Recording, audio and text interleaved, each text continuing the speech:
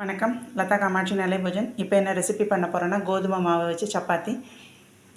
1/4 kilo கோதுமை மாவு எடுத்து வெது வெதுப்பான தண்ணி வச்சு தேவையான அளவு உப்பு, 1/4 டம்ளர் பால், 1 ஸ்பூன் 1/4 டீஸ்பூன் சுகர் போட்டு நல்லா பிசைஞ்சு மூடி வச்சுட்டேன். அதுக்கப்புறம் நல்லா 2 மணி நேரம் நல்லா இதை ஊறினோடனே நல்லா சப்பாத்தி நமக்கு வந்து சாஃப்டாக கிடைக்கும். இப்போ அதை போடுறத வந்து உங்கள்கிட்ட நான் காமிக்கிறேன்.